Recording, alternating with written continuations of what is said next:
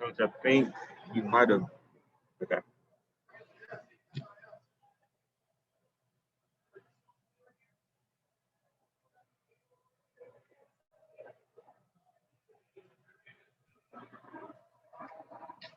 Lonnie, we good? Yeah, we're good. Thank you.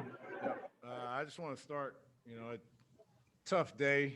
Obviously, the anniversary of Kobe's passing and the reflections from all of our guys and everybody across the league. But to show up this afternoon and find out about Sekou Smith, who's about as genuine a person as there is in the industry, it's always been great to me. It's always been great here in the city of Atlanta and covering NBA TV and everything he's done. And I've known him more so through friends, but getting to know him while I was here in Atlanta, just really saddened by what I heard when I got to the gym, and really just want to reiterate the importance of COVID and understanding how important it is to wear the mask, to be disciplined. Us playing in this season has been as tough as it can be for everyone, just navigating through this. But to see something as unfortunate as what happened today, I just want to send my condolences to Sekou Smith, everyone at NBA TV, and all of you guys in the industry, because I know a lot of you guys are close to him. But just really wanted to start off with that. Thank you, Coach. I think we're going to get started with a question from Edwin Powell with Hawkspeed.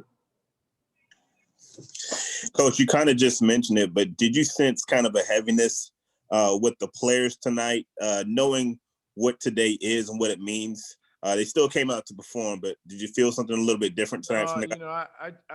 I made a choice not to bring it up, to talk about it. I think everybody knows, with regards to Kobe's passing and the reflection of it, I didn't want to add on to any heaviness today. I knew about Sekou a couple minutes before I did media earlier, and knew to hold off on speaking about it. But I tried to stay away. It's a heavy day. It's a tough day across the league. I know for a lot of you guys, it's a heavy day here in the city of Atlanta. I felt it. I can tell you that much. I felt it, and was very bothered by the news and kind of thrown off. So I wanted to keep the heaviness away from our guys and leave it at that. Jamila Johnson. Hey, Coach, we really didn't see much of Rondo in that second half. Did it have something to do with him tweaking the ankle in the first? No, we actually had him. I just talked to him. We had him scheduled to start the fourth quarter, and I know he rolled his ankle, and he said he was in the back going to switch shoes. And so when we were trying to put him in, he wasn't out there. And obviously we get going with Brandon and Kevin, and by the time we need to sub, it's kind of missed that opportunity in that window. But I think he's fine. He just mentioned he was running to the back to get some shoes. He didn't know he was going back in. So just kind of a miscommunication. Steve Hummer from the AJC. Well, first of all, Lloyd, thank you for remembering Sekou. Much appreciated. Yep, thank you.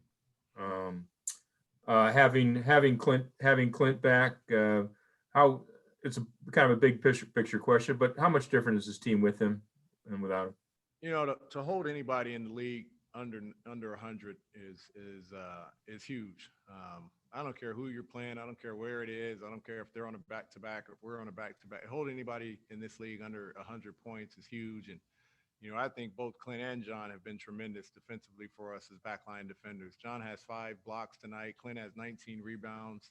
So not only are we changing and altering shots, we're trying to limit them to one shot. And obviously the other night we were out rebounded by a tremendous amount up at Milwaukee, and that hasn't been us. And so you miss Clint's impact on the glass and around the paint. But I think the combination of both of those guys has been tremendous all year on the defensive end.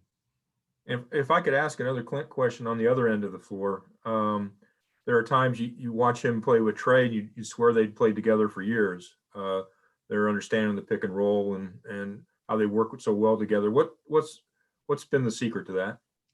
Well, his experience. He comes from playing 5-6 years with probably one of the best pick and roll players in the league, and James Harden. So, Trey gets an added bonus when a guy like Clint, who's had that type of experience his whole career, and really, probably that's been his singular focus, is to play pick and roll with James, get behind the defense because of the pressure they put on James, and he benefits from that. So it's the same thing. He's playing with a different player, but he's asked to do the exact same thing he's done in Houston. So no secret. It's really, he brings just as much to the table as Trey does when they get in that pick and roll, and it's a handful for the defense. Got a question from Maria. Hi, Coach.